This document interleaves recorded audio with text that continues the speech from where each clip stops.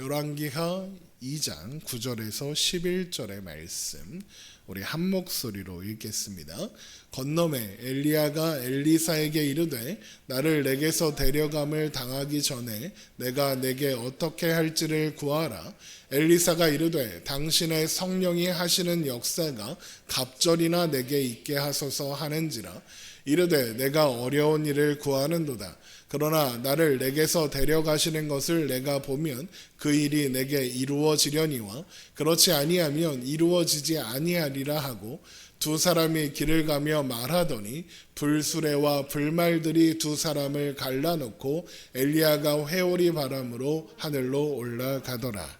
아멘. 아합의 아들 아하시야가 왕위에 오른 지 2년 만에 죽었습니다. 그가 죽은 이유는 표면적으로는 낙상하여 다친 것이 회복되지 않았기 때문이었습니다. 그러나 그가 죽은 것은 부상 때문이 아니었습니다. 아하시야가 죽은 것은 그가 하나님을 의지하지 않았기 때문에 그렇습니다. 하나님은 계속해서 아하시야에게 이스라엘에 하나님이 없냐라고 물으시는데 그는 계속해서 없다라고 대답했습니다. 아하시야는 하나님이 계신다는 사실을 인정하고 싶지 않았던 겁니다. 내가 왕이고 내가 왕이어야 하는데 하나님이 왕이신 것과 그래서 왕인 내가 하나님의 말씀을 들어야 하는 것을 받아들이고 인정할 수 없었습니다.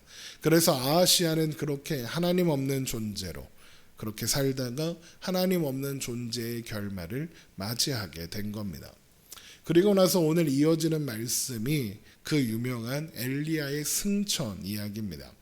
하나님은 아합의 통치가 절정에 달했을 때 엘리야를 부르셨고 가뭄을 선포하게 하셨습니다. 열왕기상 17장 1절입니다. 복습이라고 생각하시고 들어보십시오. 길르앗에 우거하는 자 중에 디셉 사람 엘리야가 아합에게 말하되 내가 섬기는 이스라엘의 하나님 여호와께서 살아계심을 두고 맹세하노니 내 말이 없으면 수년 동안 비도 이슬도 있지 아니하리라 하니라.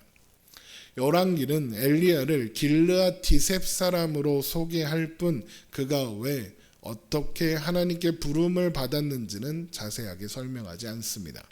그러니까 하나님은 길르앗 시골 산촌에 살던 엘리야를 어느 날 갑자기 부르셔서 하나님의 말씀을 전하는 선지자로 세우신 겁니다. 엘리야가 하나님의 말씀을 전하고 있기는 하지만 하나님을 잘 알고 있었느냐? 그렇지 않았습니다. 그냥 어느 날 뜬금없이 하나님께서 찾아오셔서 아합에게 가서 말을 전하라고 하셨습니다. 그렇게 엘리야는 등장과 함께 아합에게 가서 하나님의 말씀을 전했습니다. 그러니까 엘리야는 부름받을 만한 사람이었기 때문에 부름받은 사람은 아니었다라는 거죠. 그래서 하나님은 엘리야에게 첫 번째 사명, 그러니까 아합에게 가뭄을 선포하는 일을 맡기신 후에 하나님이 어떤 분이신지 그리고 엘리야는 어떤 존재인지 가르쳐 주기 시작하셨습니다. 그래서 제일 먼저 하신 일이 그릿시냇가로 가라 였습니다. 하나님은 그렇게 하셔서 하나님은 갈 곳을 알려주시고 인도하는 분이다라는 것을 엘리야에게 알게 하셨습니다. 또 거기서 까마귀가 먹을 것을 갖다 주리라 하시고는 그대로 되게 하심으로써 하나님은 말씀하시고 약속하시는 것을 반드시 이루시는 분이구나라는 것을 배우게 하셨습니다. 그 후에 하나님은 엘리야를 사르밧 과부의 집으로 데려가셨습니다.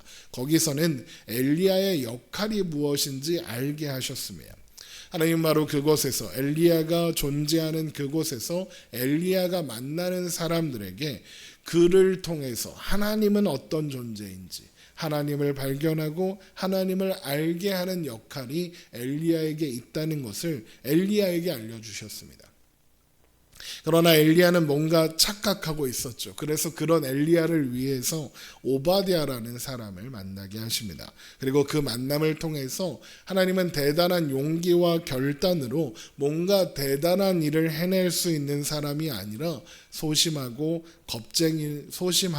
겁쟁이여도 그런 사람을 통해서도 일하신다라는 것을 가르쳐 주셨습니다. 그러나 엘리야는 하나님의 사람이라면 뭔가 대단한 일을 해내야 한다라고 생각했습니다. 그래서 벌인 일이 갈멜산의 전투였죠. 그 결과가 무엇입니까? 이세벨이 엘리야를 죽이겠다 하는 것이었습니다. 그래서 엘리야는 실망하고 좌절합니다. 그래서 아무도 없는 광야 로뎀나무 아래로 들어갑니다. 그래서 하나님은 그런 그를 호렙산으로 부르시고는 다시 한번 하나님은 세미한 음성으로 보잘것없고 용기 없고 작은 사람들, 그러나 하나님과 함께하는 사람들을 통해서 일하신다라고 말씀해 주셨습니다. 그런데 엘리야가 그것을 기쁘게 받아들였느냐? 그렇지 않았죠. 불만이었습니다. 그러면 안 된다고 생각했습니다. 그래서 엘리야는 하나님께서 호렙산에서 맡기신 일들을 외면하고 은거했습니다. 그러다 아합이 나봇의 포도원을 빼앗자 그 일을 심판하는 역할, 그리고 그 일을 책망하는 역할을 맡고 갔지만 하나님이 아합이 불쌍한 척하니까 봐주시는 겁니다.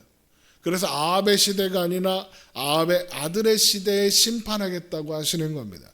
그런 하나님의 말씀에 엘리야는 다시 한번 실망하고 숨어버렸습니다. 그렇게 숨어있던 엘리야에게 하나님께서 다시 한번 아하시아에게 말씀을 전하는 역할을 맡기십니다. 하지만 다시 자신의 눈앞에 죽음이 찾아오자 자신이 하나님의 사람인가 회의할 수밖에 없었고, 그래서 내가 만일 하나님의 사람이라면 불이 하늘에서 내려와 50부장을 태우게 해달라고 그렇게 하나님께 자신이 하나님의 사람이 맞냐는 확인을 요구했습니다. 하나님은 그런 엘리야를 위해서, 그런 미련한 이 사람을 위해서 50부장과 그의 병사들을 불사르심으로써 그가 원하는 확인을 하게 하셨습니다. 그렇게 엘리야의 인생을 돌아보면 엘리야의 고집과 한계와 연약함에도 불구하고 하나님은 그를 신실하게 인도하셨다라고 정리할 수 있는 겁니다. 그리고 이제 하나님은 그를 하늘로 데리고 가겠다라고 하십니다. 열왕기하 2장 1절입니다. 여호와께서 회오리 바람으로 엘리야를 하늘로 올리고자 하실 때에 엘리야가 엘리사와 더불어 길갈에서 나가더니, 우리는 엘리야의 승천 이걸 당연하게 생각하지만 사실 이건 이상한 겁니다. 왜 이상하냐면 사람에게 죽는 것은 정해진 일이고 당연한 일입니다. 그런데 하나님은 엘리야를 죽음 없이 데리고 가겠다고 하시는 겁니다. 엘리야가 죽어도, 이렇게 안 데리고 가셔도, 엘리야가 그냥 죽어도 엘리야는 하나님께 갈 겁니다. 그리고 하나님과 함께 있을 겁니다. 굳이 회오리 바람으로 데리고 가지 않으셔도 됩니다. 그런데 그렇게 하기로 하셨습니다. 그러면 하나님은 왜 엘리야를 죽음이 아닌 다른 방법으로 데리고 가겠다 하시는 걸까? 엘리야가 특별한 선지자라서 그런 걸까? 물론 엘리야는 특별한 선지자 맞습니다. 그러나 그건 모든 선지자들이 마찬가지 아닙니까? 모든 선지자들이 특별합니다. 그 특별한 수많은 선지자들 중에 가장 대표적이고 가장 특별한 선지자를 꼽으라면 모세가 있습니다. 모세는 엘리야와 함께 손꼽히는 구약의 선지자입니다. 엘리야와 비교하잖아요. 그럼 모세가 훨씬 더 특별합니다. 출애굽의 역사를 이루고 40년 동안 광야에서 백성들을 이끌며 수고한 사람이 모세 아닙니까? 그런데 그는 가나안 땅에 들어가지 못하고 죽었습니다. 엘리야만큼, 아니 그 이상으로 특별해 보이는 모세도 죽었습니다. 심지어 가나안에 들어가지도 못했고 그가 가나안에 묻히지도 못했습니다. 무덤이 어딘지 아무도 모른다. 신명기 34장은 이야기하고 있습니다. 그런데 엘리야는 왜 죽음을 보지 않고 하늘로 들려 올라가게 되는 걸까? 왜 하나님은 엘리야만 특별 대우는 하시는 걸까? 진짜 이상하지 않습니까? 그러니까 유대인들이 이게 이해가 안 되는 거예요. 모세는 죽었는데 엘리야는 승천했어. 이게 앞뒤가 안 맞는 것 같아요. 그래서 유대인들이 어떻게 하느냐? 모세가 죽었다는 성경의 신명기의 말씀이 있음에도 불구하고 모세도 승천했다 그러요. 무덤이 없으니까 승천할 거 했다는 거다. 이렇게 생각합니다. 그런데 여러분, 우리가 먼저 알아야 하는 것은 죽음을 보지 않고 승천하는 것이 특별한 일은 아니라는 겁니다. 여러분, 승천하면 어떻게 됩니까? 하나님께 갑니다. 어디 다른 데 가는 게 아닙니다. 죽으면 어떻게 되죠? 하나님께 갑니다. 다른 데 안 가지 않습니다. 결과가 똑같습니다. 그게 그겁니다. 우리도, 여러분도, 저도 죽거나 승천하거나 둘 중에 하나 할 겁니다. 데살로니가전서 4장 15절을 보면 이런 말씀이 있습니다. 우리가 주의 말씀으로 너희에게 이것을 말하노니 주께서 강림하실 때에 우리가 살아남아 있는 자도 자는 자보다 결코 앞서지 못하리라. 주께서 호령과 천사장의 소리와 하나님의 나팔 소리로 친히 하늘로부터 강림하시리니 그리스도 안에서 죽은 자들이 먼저 일어나고 그 후에 우리 살아남은 자들도 그들과 함께 구름 속으로 끌어올려 공중에서 주를 영접하게 하시리니 그리하여 우리가 항상 주와 함께 있으리라. 주님이 다시 오실 때 우리는 주님과 함께 구름 속으로 끌어올려져 승천하는 겁니다. 회오리 바람으로 엘리야가 올라간 것처럼 그렇게 올라가서 공중에서 주님을 영접할 겁니다. 그리고 어떻게 합니까? 항상 주와 있으리라. 주와 항상 함께 있으리라. 영원히 주님과 함께 있을 겁니다. 자, 그러면 죽으면 어떻게 됩니까? 똑같이 됩니다. 그래서 주께서 강림하실 때 우리 살아남아 있는 자도 자는 자보다 앞서지 못하리라 하는 겁니다. 똑같다는 겁니다. 물론 주님 다시 오셔서 승천을 직접 경험하게 될 가능성보다 그 전에 먼저 죽을 가능성이 높긴 합니다. 하지만 상관없습니다. 왜요? 신자에게 죽음은 그저 통과하는 문에 불과한 겁니다. 죽음은 그래서 가족들과 헤어지고 살아가는 사람들과 헤어지는 것이 슬프고 가슴 아픈 일이지만 우리는 또한 그 가운데 소망이 있고 기쁨이 있는 이유가 그렇기 때문에 그렇습니다. 우리는 그 결과가 무엇인지 알고 있습니다. 그러니까 엘리야의 승천은 엘리야가 특별해서 특별한 방법으로 데리고 가겠다 하시는 게 아니라는 겁니다. 그러면 하나님은 왜 엘리야를 이런 방법으로 데리고 가겠다고 하시는 걸까요? 제가 말씀을 묵상하면서 찾은 답은 엘리사 때문이구나입니다. 그래서 엘리야를 회오리 바람으로 데리고 가실 거라는 사실을 엘리야만 아는 게 아니라 엘리사도 알고 또 선지자의 제자들도 다 아는 겁니다. 열왕기하 2장 5절입니다. 여리고에 있는 선지자의 제자들이 엘리사에게 나와 이르되 여호와께서 오늘 당신의 선생을 당신의 머리 위로 데려가실 줄을 아시나이까 하니 엘리사가 이르되 나도 아노니 너희는 잠잠하라. 다 압니다. 특별하게 숨겨서 이렇게 보여주는 일이 아니라 다 압니다. 다 안다는 건 무슨 뜻입니까? 하나님께서 엘리야의 이 승천을 통해서 엘리사에게 그리고 그것을 알고 있는 선지자의 제자들에게 하실 말씀이 있는 겁니다. 가르치시려는 게 있는 겁니다. 그러면 그게 뭘까? 먼저 엘리사가 어떤 사람인지 알아야 합니다. 엘리사가 어떤 사람입니까? 열왕기상 19장 19절에서 엘리야를 처음 만난 사람입니다. 열왕기상 19장 19절 엘리야가 거기서 떠나 사밧의 아들 엘리사를 만나니 그가 12겨릿소를 앞세우고 밭을 가는데 자기는 12째 겨릿소와 함께 있더라. 엘리야가 그 그리로 건너가서 겉옷을 그의 위에 던졌더니 엘리사가 밭을 갈고 있었다. 그 말은 그냥 살고 있었다 이런 뜻입니다. 일상을 살고 있었습니다. 그런데 그러던 어느 날 엘리야가 찾아와서 겉옷을 그에게 던졌습니다. 아무 말도 하지 않고 그렇게 했습니다. 하나님이 너를 선지자로 세우시려고 한다. 그런 말 하지도 않았습니다. 엘리야가 엘리사를 데려다 놓고 선지자 감인가 아닌가 면접 보지 않았고 시험 보지 않았고 실력 검증하지 않았습니다.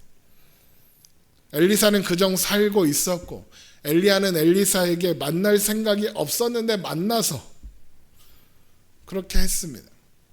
하나님께서 호렙산에서 엘리사를 선지자로 세우라고 명령하셨죠.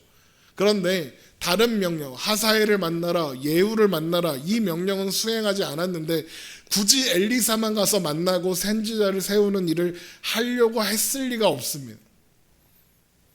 엘리야는 엘리사의 얼굴도 몰랐습니다. 애써 찾지도 않았습니다. 그런데 만나고야 말았습니다. 하나님께서 만나게 하신 겁니다. 그래서 이게 만나고 싶지 않은데 억지로 만난 만남이다 보니까 그냥 아무 말도 하지 않고 겉옷만 던진 겁니다. 불만인 겁니다. 지금 자신이 하는 행동이 하나님이 하라고 해서 하기는 하는데 불만이 가득한 겁니다.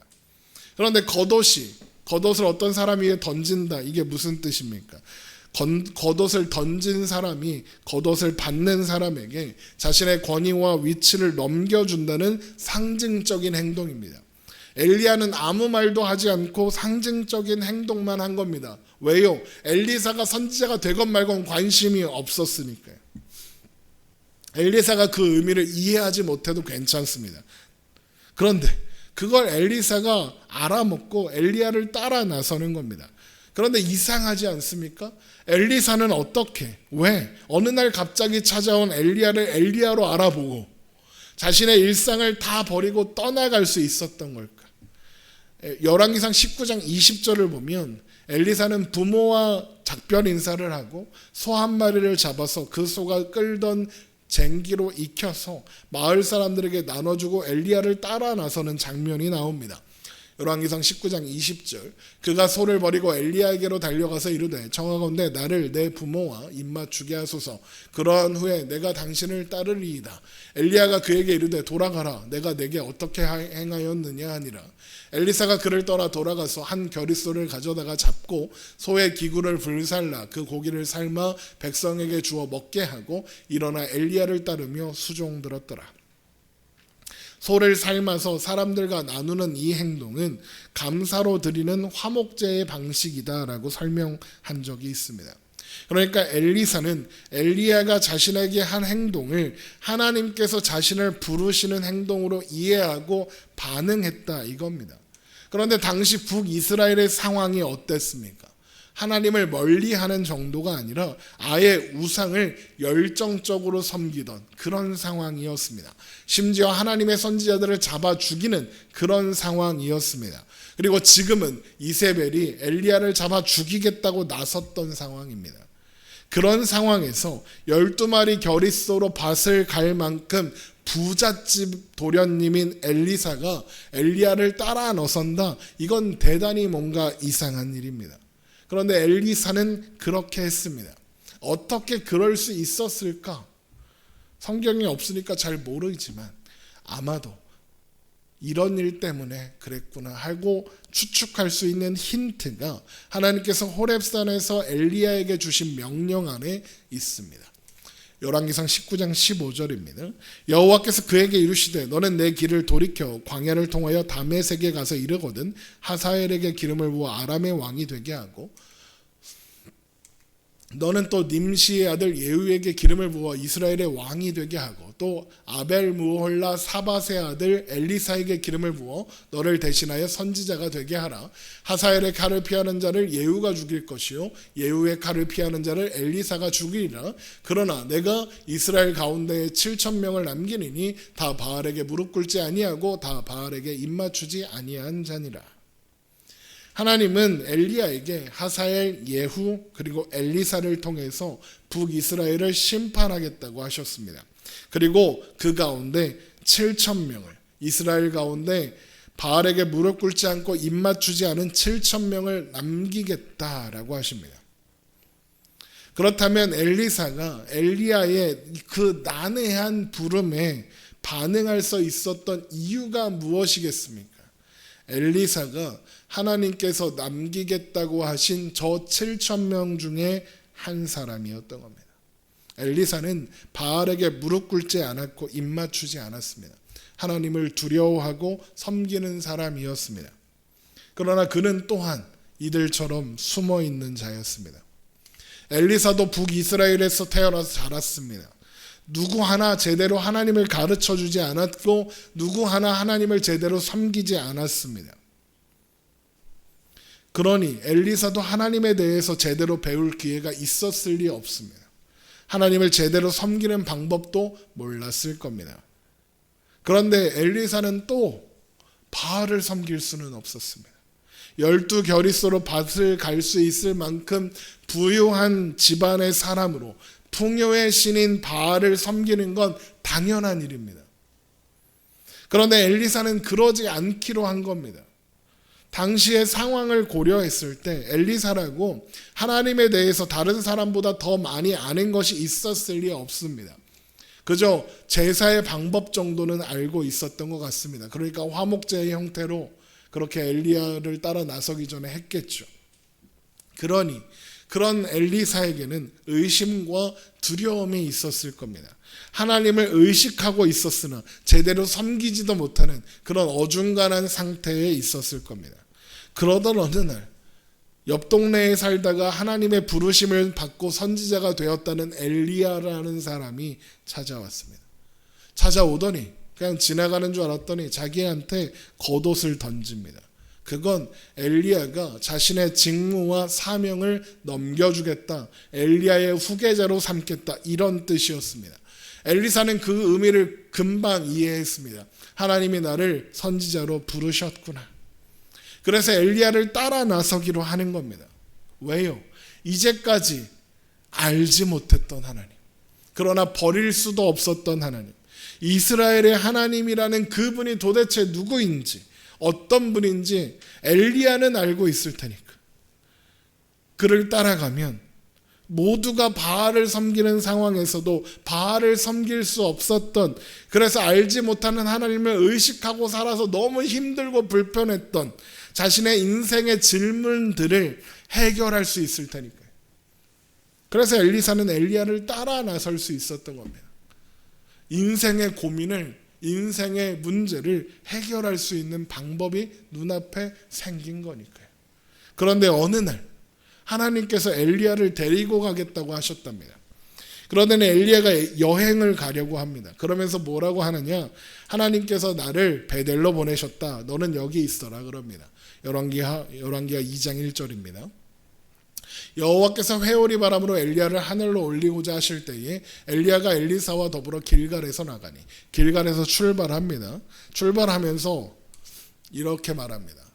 열왕기하 2장 2절, 엘리야가 엘리사에게 이르되 청하건대 너는 여기 머물라. 여호와께서 나를 베델로 보내시느니라. 너는 여기 있어라. 나는 베델로 가겠다 그럽니다. 그러자 엘리사가 뭐라고 합니까? 엘리사가 이르되 여호와께서 살아계신과 당신의 영혼이 살아있음을 두고 맹세하노니 내가 당신을 떠나지 아니하겠나이다 하는지라. 따라가겠다고 합니다. 절대로 엘리야와 떨어지지 않겠다고 합니다. 왜 그러는 걸까요? 엘리야가 거기 있으라는데, 그러면 된다는데 왜 따라 나서겠다고 그러는 걸까요? 절대로 헤어지지 않겠다고 하는 걸까요? 아직 답을 찾지 못했거든요. 엘리야를 따라왔고 엘리야를 수종 들면서 시간을 보냈는데, 엘리야는 가끔 하나님께서 말씀을 전하라 하셨다면서 아합도 만나가고 또 아하시아도 만나러 가고 그러는데 자신에게는 아무런 소리가 들리지 않습니다. 엘리야는 막 하늘에서 불을 내리게 하는데 엘리사는 아무것도 할 수 없습니다. 엘리야가 후계자다 이래놓고 아무것도 안 가르쳐줍니다. 그래서 겉옷을 던져놓고 아무것도 나에게 뭔가 생기는 것 같지 않습니다. 그냥 따라다니기만 했습니다. 뭘 배운 것도 없고 뭔가 능력이 나타나지 않는 겁니다. 그런 건 둘째 치더라도 모두가 바알을 섬기는 것이 당연한 그 시대에 왜 유독 자신만 하나님을 버릴 수 없었는지, 하나님은 어떤 분이신지, 나는 하나님께 어떤 존재인지 알고 싶은 엘리사는 아직 답을 찾지 못했습니다. 그러니 엘리야를 그냥 보낼 수가 없는 거고 떨어질 수가 없는 겁니다. 그렇게 도착한 베델에 갔더니 선지자의 제자들이 있고, 그들은 엘리사에게 하나님께서 오늘 엘리야를 데려가실 건데 알고 있냐라고 합니다. 열왕기하 2장 3절입니다. 베델에 있는 선지자들이 엘리사에게로 나와 그에게 이르되 여호와께서 오늘 당신의 선생을 당신의 머리 위로 데려가실 줄을 아시나이까 하니 이르되 나도 또한 아노니 너희는 잠잠하라 하니라. 베델에 있었던 선지자의 제자들이 누군지는 알 수 없습니다. 그들이 엘리야를 당신의 선생이라고 하는 것으로 보아서 엘리야의 제자는 아닌 것 같습니다. 아마도 그들은 선지자 후보생이었을 겁니다. 성경학자들에 따르면. 누가 가르치고 누가 훈련하고 있는지는 모르겠습니다. 하지만 분명한 건 하나님께서 엘리야를 베델로 데리고 오셨는데 거기에 선지자의 제자들이 있었다는 겁니다. 선지자 사도들, 선지자 사도 훈련생들이 있는 겁니다. 하나님은 왜 엘리야를 베델로 데리고 가서 그 선지자의 제자들을 만나게 하신 걸까? 보여주시려는 겁니다. 뭘 보여주시려는 거냐? 엘리야 없어도 된다. 너 없어도 괜찮다. 선지자들이 이렇게나 있다. 이후에 나오는데 50명 이상 되는 선지자들입니다. 네가 없어도 나의 일은 멈추지 않을 거다. 내가 남겨둔 사람들이 이렇게나 있다. 이걸 보여주시려는 겁니다. 하나님이 그렇게 하셨다는 것은 엘리야가 그걸 염려했다는 겁니다. 뭘 염려했느냐? 내가 떠나면 이스라엘이 어떻게 될까? 안 그래도 내가 있는데도 이스라엘이 개판인데 내가 떠나면 더 개판이 될 텐데 이런 걱정을 했을 겁니다. 그러나 하나님은 그렇지 않다고, 너 없어도 괜찮다고, 내가 알아서 할 테니까 걱정하지 말라고 말씀하시는 겁니다. 선지자 후보생들을 보여주셨어요. 가끔 목사님은 없으면 안 되는 분이에요. 목사님 없으면 큰일 날 뻔했어요. 그런 말을 들을 때가 있습니다. 그러면 얼마나 기분이 좋은지요. 아, 내가 꼭 있어야 되는 사람이구나. 내가 최고구나. 그런 생각이 드니까. 그런데 그럴 때마다 정신을 차리려고 애를 씁니다.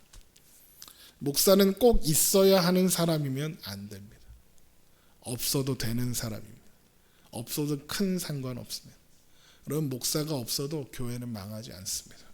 하나님의 일이 실패하지 않습니다. 목사가 없어도 괜찮습니다. 목사가 없어도 하나님께서 그분의 백성들을 잃어버리지 않으십니다. 목사가 없어도 들어야 할 말씀은 반드시 듣게 하십니다. 엘리야가 없어도 하나님의 말씀을 들을 수 있습니다. 하나님은 언제나 살아계시고 언제나 합력하여 선을 이루시는 분입니다. 그러니까 목사 하나 없어도 괜찮습니다. 하나님께서 그냥 그러고 있으라고 하시니까 제가 아직 목사인 겁니다. 그만해라 하시면 그만하면 됩니다. 아쉬워할 것도 집착할 것도 없습니다. 없어도 되는 사람입니다. 그래서 제 꿈은 일찍 은퇴하는 겁니다. 승천까지는 바라지 않고 적당한 시기에 은퇴시켜 주셨으면 좋겠습니다. 선배 목사님들 제가 이런 얘기를 하면 그런 말 함부로 하는 거 아니라고, 나이 들면 그 말 때문에 더 하고 싶어도 못하는 수가 생긴다고 그러시더라고요. 괜찮습니다. 제가 목사로 사는 시간은 하나님이 하라고 하는 시간만큼이지 제가 그만하고 싶다고 그만하는 거 아니고 계속하고 싶다고 계속하는 것도 아니니까요. 그저 사는 겁니다. 여러분, 내가 꼭 필요한 존재이다. 사람에게, 교회에게, 기독교에게, 사회에, 가정에 내가 꼭 필요하다. 여러분, 그런 생각 하실 필요 없습니다. 걱정 마십시오. 하나님이 다 알아서 하십니다. 하나님의 주권과 섭리를 믿는다면 나 없으면 안 되지 그런 생각할 필요가 없습니다. 없어도 잘 됩니다. 그러니 여러분 너무 걱정하지 마십시오. 너무 애쓰지 마십시오. 내가 뭔가 해내야 하는데 그런 생각으로 불안해하실 필요도 없습니다. 하나님이 여러분을 통해서 하실 일이 있으면 하실 겁니다. 아니면 그냥 두실 겁니다. 괜찮습니다. 너무 애쓰거나 불안해하지 마십시오. 걱정 마십시오. 물론 이 문제는 목사들만 잘 알면 되는 문제긴 합니다. 요즘에 한국 교회의 트렌드가 뭔지 아십니까? 자꾸 목사의 정년을 늘립니다. 목사의 정년이 70세였습니다. 교단에서 정하고 있는. 근데 얼마 전 총회에서, 저희 교단의 총회에도 목회 연한이 75세로 늘어나더니 갑자기 개척한 목사의 은퇴는 자기가 원할 때로 바꿨습니다. 우리 교단만 그런 줄 알았더니, 우리 교단이 타락해서 그런 줄 알았더니 감리교도, 장로교, 다른 통합 합동도 목회자의 그 은퇴 연한을 자꾸 늘립니다.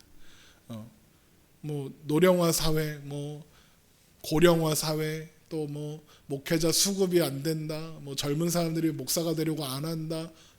거짓말입니다. 그냥 더 해먹고 싶은 겁니다. 이런 말 하면 또 전화 오겠네요. 그죠? 목사들만 잘하면 됩니다. 자, 그런데 하나님께서 엘리야에게 너는 없어도 된다, 괜찮다, 걱정하지 마라 말씀하시는 자리에 누가 같이 왔습니까? 엘리사가 같이 왔습니다. 베델의 선지자의 제자들이 엘리사에게 여호와께서 오늘 당신의 선생을 데려가실 건데 알고 있습니까? 라고 합니다. 그들이 그렇게 말한다는 건 무슨 뜻입니까? 하나님께서 그들에게도 엘리야를 오늘 데려갈 거다라고 말씀하셨다는 의미입니다. 그리고 그들이 알고 있습니까? 라고 묻는 것으로 보아서 엘리사는 직접 하나님의 말씀을 듣지 못했습니다. 하나님이 엘리사에게 직접 말씀하실 필요가 없었습니다. 왜요? 엘리야랑 같이 있으니까요. 엘리야한테 말씀하시면 됩니다. 그래서 직접 말씀하지 않았습니다. 그런데 엘리사는 그게 불안한 겁니다. 그리고 선지자의 제자들이 그걸 다 알고 있습니다. 쟤는 하나님의 음성을 못 들었대. 알고 있는 겁니다. 그러니까 알고 있습니까? 라고 묻는 겁니다. 엘리사의 마음이 어땠겠습니까? 불안했을 겁니다. 엘리야가 자신에게 겉옷을 던졌을 때 그건 분명히 엘리야의 모든 것을 물려주겠다는 말과 같았습니다. 그래서 그를 따라가면 그동안 알고 싶었던 그리고 확인하고 싶었던 걸 확인할 수 있을 거라고 생각했습니다. 당장이라도 하나님이 말씀해 주실 것 같았고 엘리야처럼 놀라운 일을 행하게 해 주실 것 같았을 겁니다. 그런데 유독 엘리사에게만 아무 일도 일어나지 않는 겁니다. 불안했겠죠. 알고 보니 나는 하나님의 사람이 아니었고 나는 엘리야의 후계자도 아니었던 건가.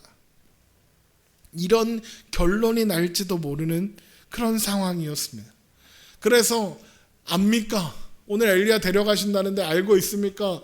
베델의 선지자의 제자들이 물으니까 나도 안다, 조용히 해라 그러는 겁니다. 불안하니까요. 또한 그래서 엘리야가 베델에 있어라, 나는 하나님이 여리고로 가라 하신다, 그러니까 아니라고, 절대 엘리야와 떨어지지 않겠다고 또 그러는 겁니다. 열왕기하 2장 4절 엘리야가 그에게 이르되 엘리사야 청하건대 너는 여기 머물라, 여호와께서 나를 여리고로 보내시느니라. 엘리사가 이르되 여호와께서 살아계신과 당신의 영혼이 살아있음을 두고 맹세하노니 내가 당신을 떠나지 아니하겠나이다 아니라. 그들이 여리고에 이르매. 엘리야는 왜 자꾸 놓고 가려고 하고 엘리사는 왜 자꾸 따라가려고 할까요? 엘리야는 아는 겁니다. 안 따라와도 됩니다. 엘리야는 알고 있는 겁니다. 그냥 여기 있으면 됩니다. 자기 굳이 안 따라와도 됩니다. 그래서 놓고 가려는 겁니다. 근데 엘리사는 답을 확인하지 못했습니다. 답을 찾지 못했습니다. 엘리야를 보낼 수가 없는 겁니다. 자, 그렇게 해서 여리고에 도착합니다. 그리고 거기서 또 선지자의 제자들을 만나서 엘리사는 또 똑같은 말을 듣습니다. 2번 있는 겁니다. 똑같은 일이 2번 반복된 겁니다.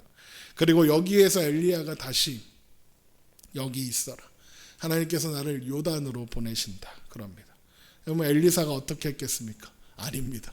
또 따라가겠습니다. 똑같은 얘기가 또 반복되는 겁니다. 그렇게 엘리사는 엘리야를 따라서 요단 강가로 내려왔습니다. 여리고에서 내려오면 요단강입니다.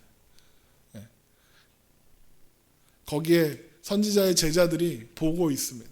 떠나는 엘리야와 엘리사를 지켜보고 있습니다. 50명이죠. 여리고에만 50명 있었을 가능성이 높습니다. 베델에 50명, 여기 50명, 100명입니다. 철저하게 하나님께서 엘리야에게 보여주시는 거죠. 없어도 된다고. 보고 있습니다. 요단강 앞에 도착한 엘리야가 갑자기 겉옷을 벗어서 말아서는 물을 막 내리칩니다. 그러니까 강물이 갈라져서 엘리야와 엘리사 2사람이 마른 땅 위로 요단을 건너갑니다. 열왕기하 2장 8절 엘리야가 겉옷을 가지고 말아 물을 치매 물이 이리저리 갈라지고 2사람이 마른 땅 위로 건너더라. 지금 엘리야가 서 있는 요단강가는 여리고 쪽이라고 했죠. 여리고가 어떤 곳입니까? 출애굽한 이스라엘 백성들이 요단강을 건너 제일 먼저 도착한 가나안 땅이었습니다. 거기 그 유명한 여리고 성이 있습니다. 그런데 이스라엘 백성들이 요단강을 어떻게 건너왔는지 아십니까? 마른 땅으로 건너왔습니다. 그러니까 엘리야는 지금 하나님께 내가 없어도 되는 존재라서 보내시는 거면 이스라엘 백성들이 들어왔던 그 길로 나가게 해달라는 겁니다. 엘리야는 지금 출애굽한 백성들이 들어왔던 그 길로 나가는 겁니다. 그래서 어디로 가는 겁니까? 모세가 죽은 그 땅으로 가는 겁니다. 모세가 죽은 그 자리로 가는 겁니다. 모세가 거기서 죽었고 모세가 묻힌 곳을 아무도 모릅니다. 모세가 가나안 땅에 들어가지 못하고 그곳에서 죽은 이유가 뭔지 아십니까, 여러분? 엘리야가 거기로 가는 이유와 똑같습니다. 모세가 가나안에 없어도 됩니다. 물론 광야에서 민수기 20장에 보면 반석에서 하나님께서 반석을 명하여 물을 내라 하셨는데 모세가 화가 나서 반석을 칩니다. 그래서 물이 나옵니다. 그런데 하나님이 그 일로 인해서 너는 가나안에 못 간다 그럽니다. 모세가 왜 반석을 쳤고 하나님은 왜 그 일 때문에 모세가 가나안에 못 간다 하시는 줄 아십니까? 모세가 그 생각을 하기 시작한 겁니다.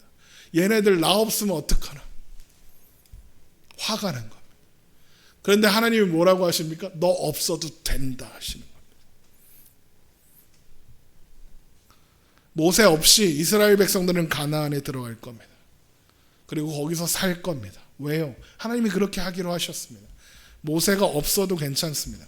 모세가 없어도 하나님은 하나님의 뜻을 이루실 겁니다. 더 정확하게 표현하면 모세가 없는 편이 나은 겁니다. 그래서 하나님이 그렇게 하시는 겁니다. 이 얘기는 언젠가 모세 이야기를 다룰 때 자세하게 한번 다루겠습니다. 어쨌든 바로 그곳으로 모세가 없어도 돼서 없었던, 그래서 무덤조차 남지 않은 그곳으로 가는 겁니다. 그리고 거기서 떠날 겁니다. 왜요? 엘리야도 없어도 괜찮습니다. 그래서 하나님은 엘리야를 모세가 죽은 그곳으로 데리고 가시는 거고, 엘리야는 그래서 요단강을 갈라내라고 겉옷을 휘두르는 겁니다. 하나님께서 자신을 데리고 가겠다고 하시는 의미를 이해하는 겁니다. 이스라엘 백성들이 들어온 그 길로 가는 거고 자신이 떠나는 이유를 이해하고 있는 겁니다. 그런데 옆에 누가 있습니까? 엘리사가 자꾸 따라옵니다. 난 갈 건데, 난 없어도 되는데, 이제 네가 알아서 해 임마. 그러고 계속 가는데 자꾸 따라옵니다. 그러니까 엘리야가 엘리사에게 뭐라고 합니까? 너 왜 뭘 바라길래 이렇게까지 나를 쫓아오는 거냐? 그래서 엘리사가 뭐라고 합니까? 당신의 성령이 하시는 역사가 내게 갑절이나 내게 있게 하옵소서. 유명한 말씀이죠. 많이 사랑받는 구절입니다. 다른 사람보다 2배의 능력을 가진 뛰어난 사람이 되기를 바라는 마음으로 기도할 때 애용됩니다. 특히 목사님들을 위해서 기도할 때 많이 사용합니다. 2배로 부족해서 7배의 능력을 달라, 이러는 경우도 있습니다. 그런데 여러분, 이 말씀은 하나님께 구하면 성령의 능력이 갑절로 임한다, 전임자보다 갑절의 능력으로 사역을 한다, 이런 뜻이 아닙니다. 자, 여러분, 엘리사는 왜 이런 요청을 했을까요? 엘리야가 되고 싶기 때문에 그렇습니다. 엘리사가 구한 건 성령의 능력이 아닙니다. 성령이 하시는 역사입니다. 일어난 일입니다. 그 일들을 갑절이나 하게 해달라고 하는 겁니다. 엘리야보다 2배 더 많은 일을 하고 싶다는 겁니다. 그런데 여러분, 엘리야가 무슨 일을 했습니까? 하늘에서 불을 내렸습니다. 엘리사가 직접 목격한 엘리야가 한 일은 이게 전부입니다. 하늘에서 불이 내려서 50부장들 죽이는 거예요. 엘리야가 말하니까 불이 내려서 엘리야를 죽이려는 군대를 사라지게 했습니다.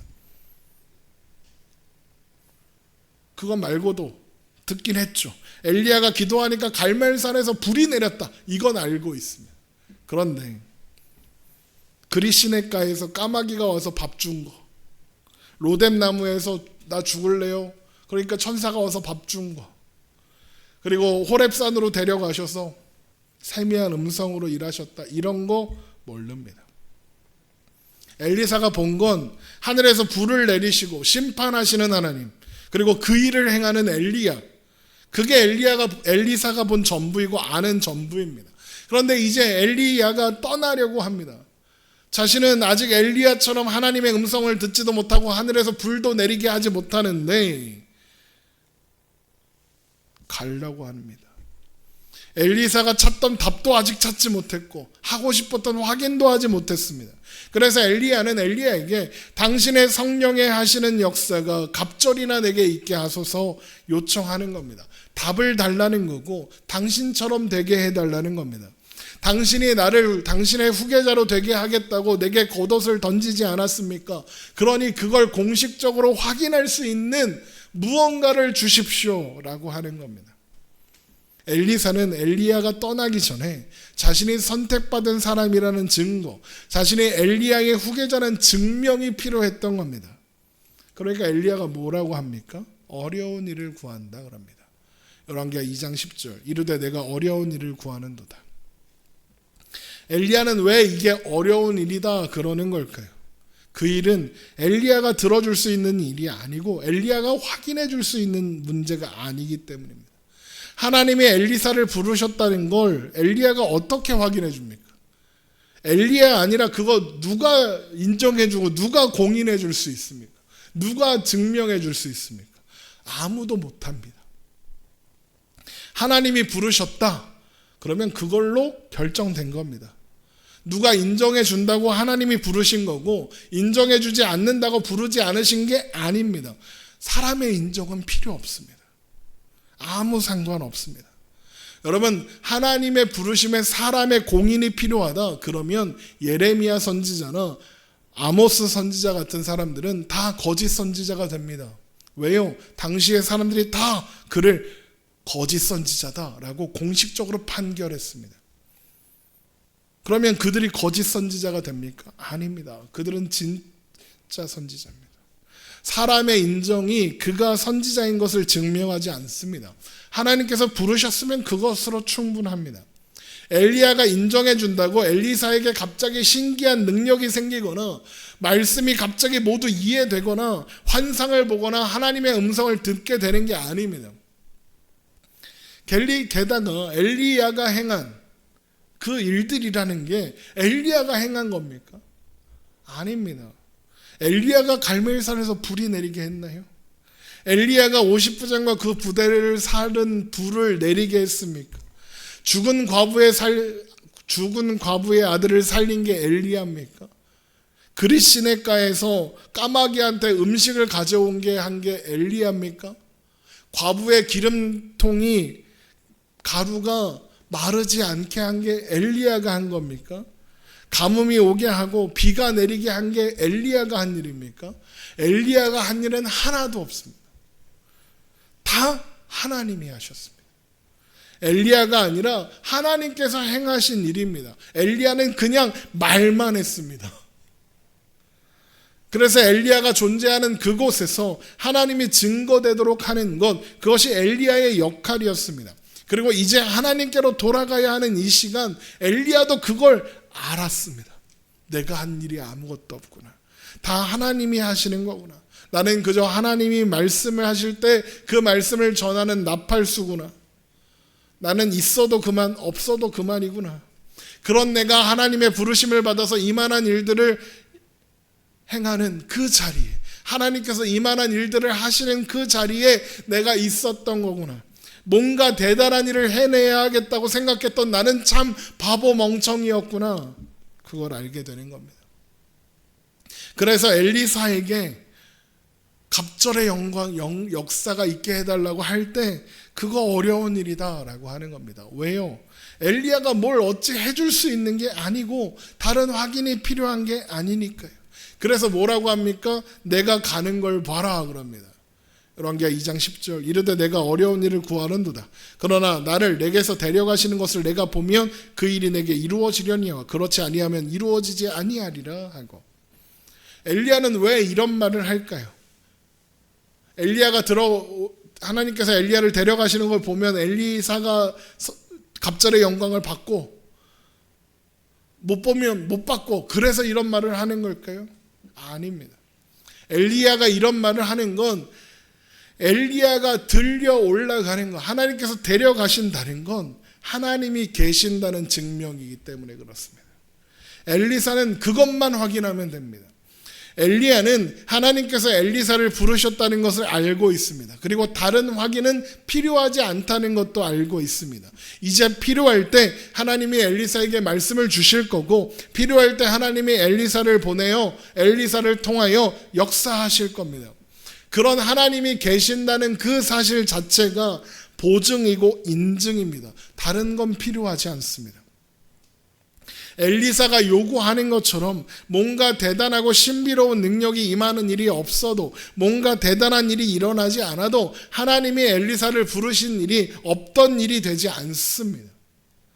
엘리사에게 필요한 건 뭐가 필요한 거냐? 하나님이 계신다는 것을 확인하는 것뿐입니다. 그래서 내가 가는 걸 봐라, 엘리야가 그러는 겁니다. 당연히 그걸 보아도 되고 안 보아도 상관없는 겁니다.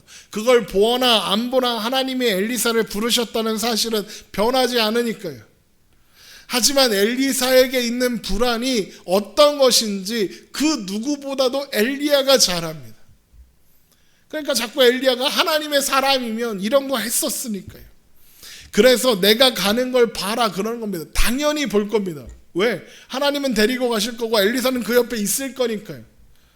그래서 그렇게라도 하나님이 계신다는 것, 하나님이 말씀하신 대로 이루시는 분이라는 걸 확인하라는 겁니다. 그렇게 두 사람이 이야기를 하고 있을 때 불수레와 불말이 두 사람을 갈려 놓고 엘리야는 그대로 회오리 바람으로 하늘로 올라갔습니다. 여기에 우리의 잘못된 상식 하나를 알 수 있죠. 엘리야가 병거 타고 하늘로 올라갔다 그러는데 회오리 바람으로 올라갔습니다. 병거는 엘리사랑 엘리야를 이렇게 갈라놓는 역할만 한 겁니다. 어쨌든 그렇게 엘리야는 갔고 엘리사는 그걸 보았습니다. 하나님이 계신다는 확인을 엘리사에게 하게 하셨습니다. 그러면 이제 일어날 일은, 이제 어떤 이야기가 이어지게 될지는 뻔히 유추가 됩니다. 하나님은 엘리사에게 그를 부르셨다는 사실을 계속 알려주실 거고, 엘리사는 그걸 계속 확인할 겁니다. 그렇게 엘리사는 하나님께서 그를 통해 하시는 말씀을 전할 거고, 그를 통해 하시는 일을 감당할 겁니다.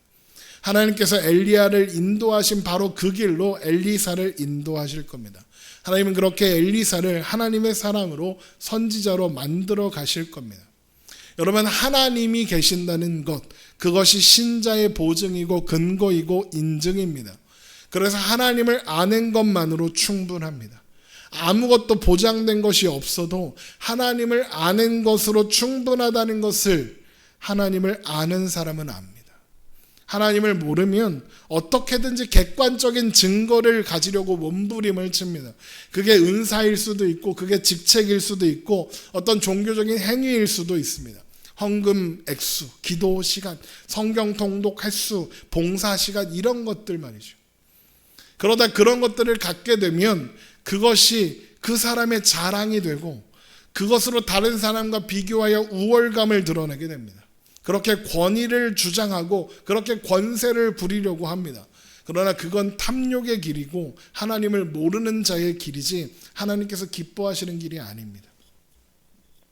그래서 여러분, 우리는 날마다 하나님을 알아야 합니다.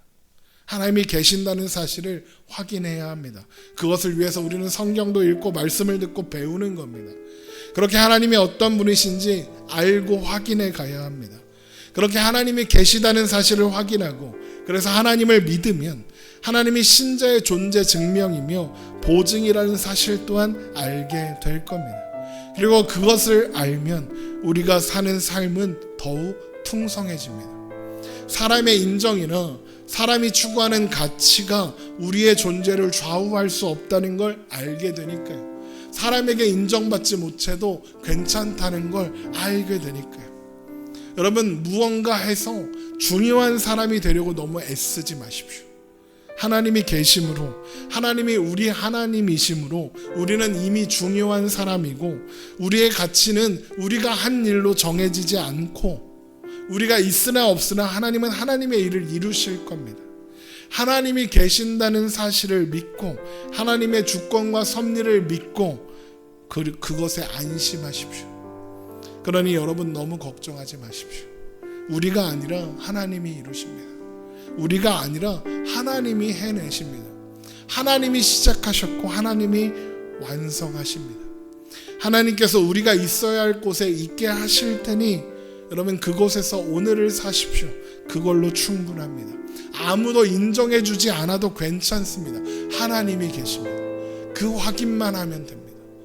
두려워하지 마시고 염려하지 마시고 조바심 내지 마시고 너무 애쓰지 마시고 그렇게 하나님 안에서 오늘을 살아가십시오. 기도하겠습니다.